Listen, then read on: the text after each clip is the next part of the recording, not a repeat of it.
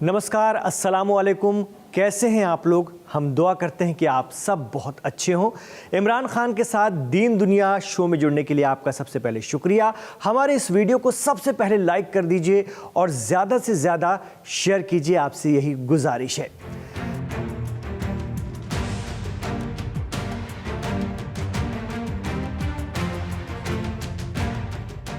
Syria या शाम, एक ऐसी सरजमी जहां सहाबा और अंबिया से लेकर कई बुजुर्गाने दीन दफन हैं और करीब 8 साल बाद एक बार फिर उन मज़ारों और श्राइन की बेहुरमती का खदशा है जिसे 8 साल पहले भी करने की कोशिश की गई थी। दरअसल ईरान ने इस्लामिक रेवोल्यूशन के बाद अपने एकमात्र यानी वाहिद अरब दोस्त मुल्क में भारी खर्चा करके इन श्राइन का ज़ायरीन के लिए रिनोवेशन कराया।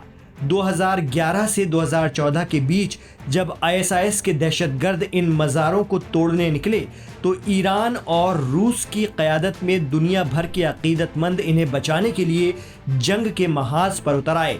कहा जाता है कि उस वक्त सीरिया के पड़ोसी तुर्की ने इन दहशतगर्दों की भरपूर मदद की।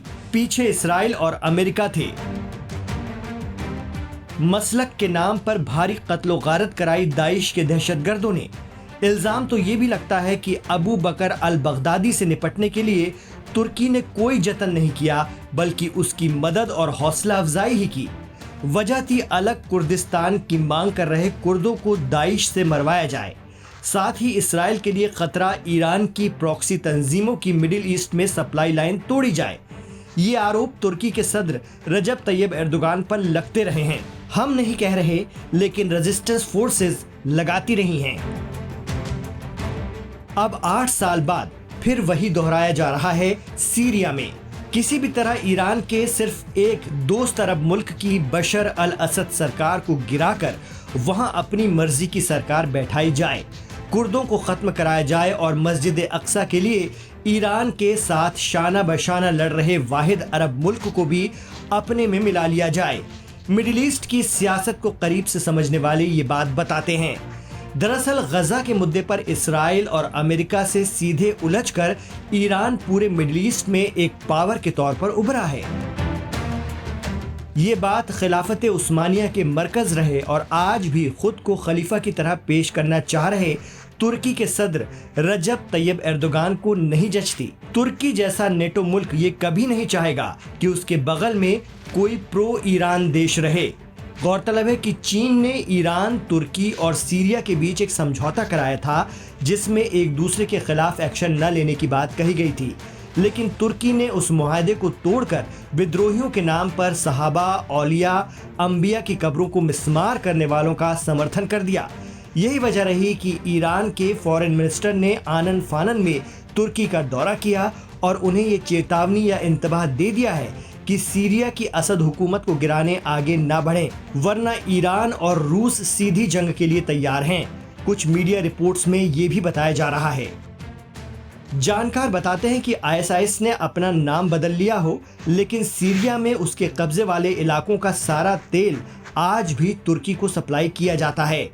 कहा जाता है कि अलग कुर्दिस्तान के लिए चल रही मुसल्लह तहरीक को कुचलने के लिए ISIS के दहशतगर्द ही तुर्की के लिए मुखबिरी करते हैं। कहा जा रहा है कि इस बार दाइश या ISIS ने इसराइल से वादा कर लिया है कि हम सीरिया की राजधानी दमिश्क पर कब्जा कर वहां इसराइल की एम्बेसी खुलवाएंगे। हम नहीं कहते, लेकिन सीरिया पर नजर रखने वाले बताते हैं कि जब फलस्तीन के मजलूम मुसलमान अपने मुल्क से बदर कर दिए गए तो सीरिया की बशर अल असद सरकार ने उन्हें पनाह दी थी, तुर्की ने नहीं। लेकिन आज वही तुर्की विद्रोहियों या ISIS के दहशतगर्दों के साथ मिलकर उसी सरकार का तख्ता पलटने की तैयारी में है।